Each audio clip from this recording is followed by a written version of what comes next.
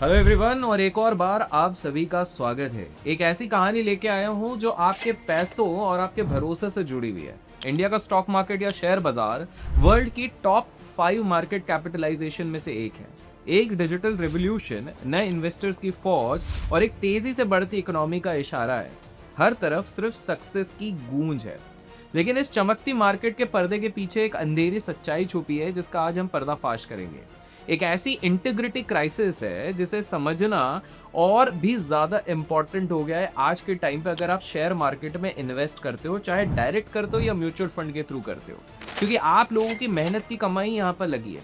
आज हम बात करेंगे वो प्रेडेटरी एज, कैसे बड़े बड़े institutions, operators, FIIs, BIIs, hightech algo firms system को मैनिपुलेट करके आपके जेब से हजारों करोड़ों रुपए निकाल के ले जाते हैं। तो शुरू करते हैं आज का ये एपिसोड।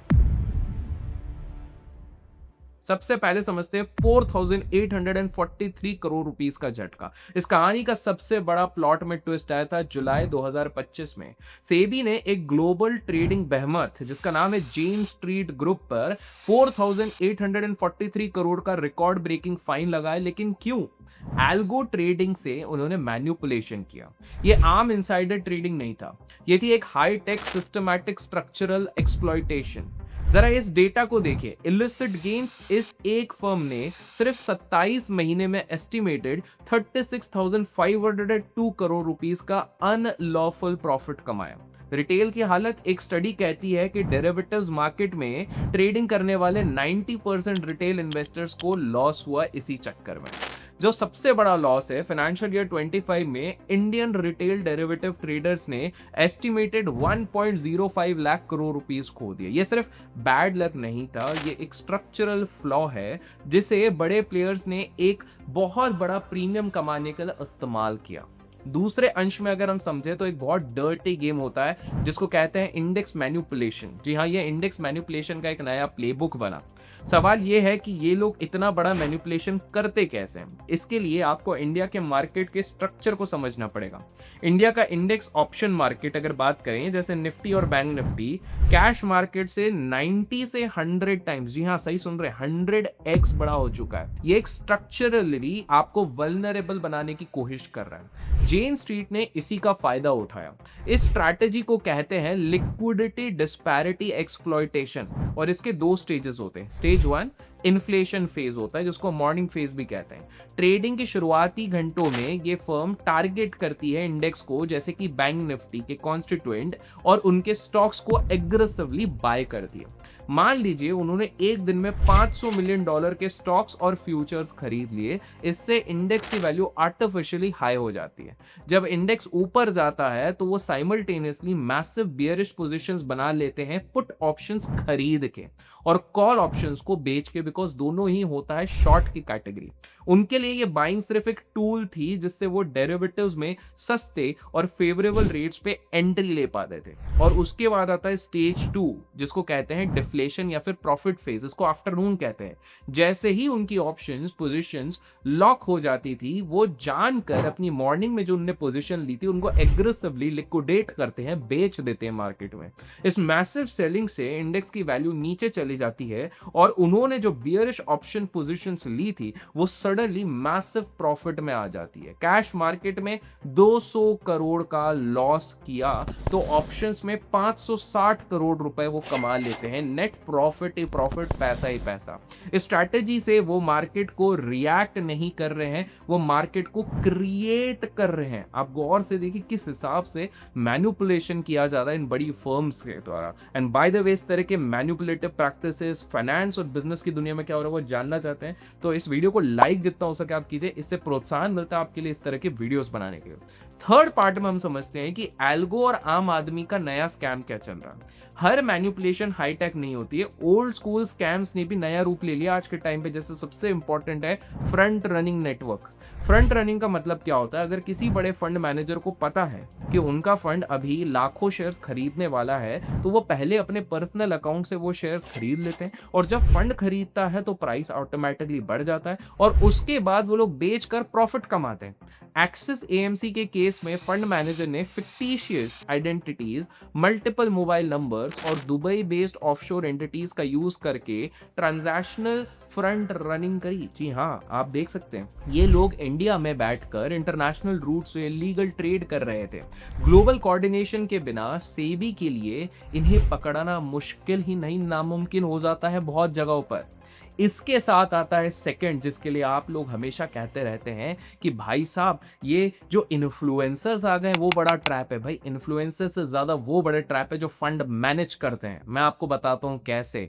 सबसे ज्यादा खतरनाक होता है मीडिया एनेबल्ड फ्रंट रनिंग, जिसमें नाम आया था संजीव भसीन सर का, और उनके एसोसिएट्स का केस इसमें एक परफेक्ट एग्जाम्पल बना। पहले कुछ स्टॉक्स उन्होंने खरीदे, फिर उन्हीं न्यूज चैनल्स और सोशल मीडिया पर एग्रेसिवली प्रमोट किए। जब रिटेल इन्वेस्टर्स ने फोमो में आकर स्टॉक्स खरीदे और प्राइस पीक हुआ तो इनसाइडर्स ने अपने शेयर्स बेचकर बड़ा प्रॉफिट कमाया। पंप और डंप का ये एक नया अवतार था।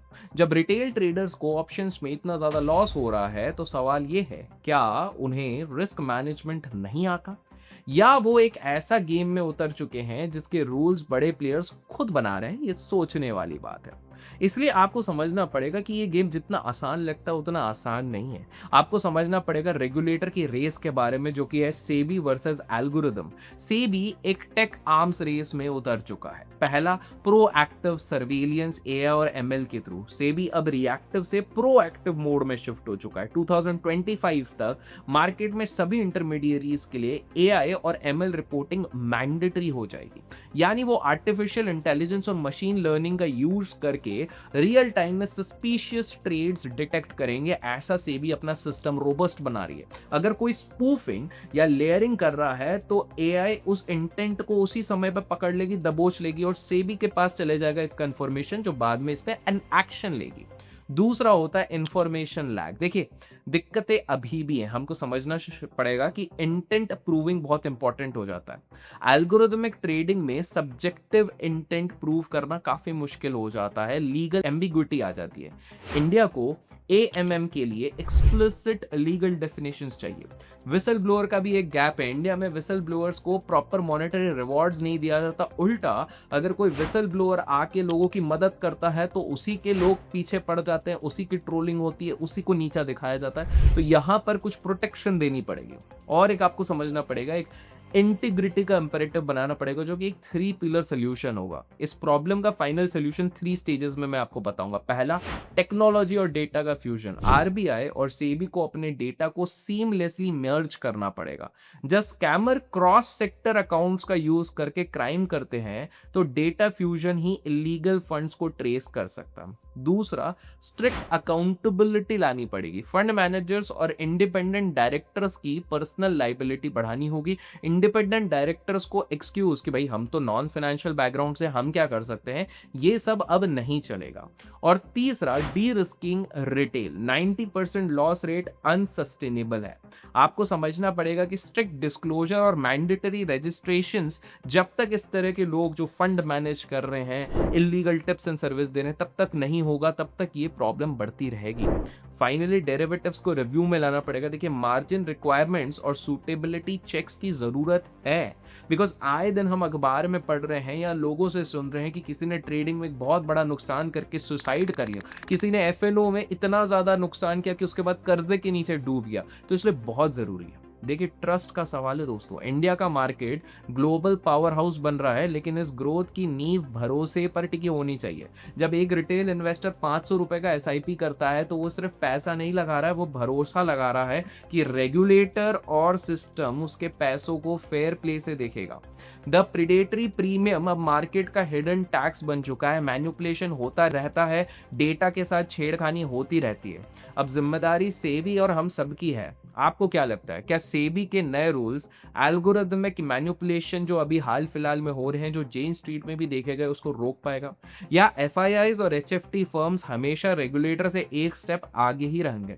अगर आपको ये एनालिसिस में दम लगा, पसंद आया तो लाइक जरूर कीजिए, चैनल को सब्सक्राइब जरूर कीजिए और शेयर करते रहिए। फिर मिलेंगे एक और धमाकेदार वीडियो के साथ। किस पे हो नेक्स्ट वीडियो कमेंट्स में जरूर बताइएगा। Till then keep learning, keep growing, keep investing and keep trading.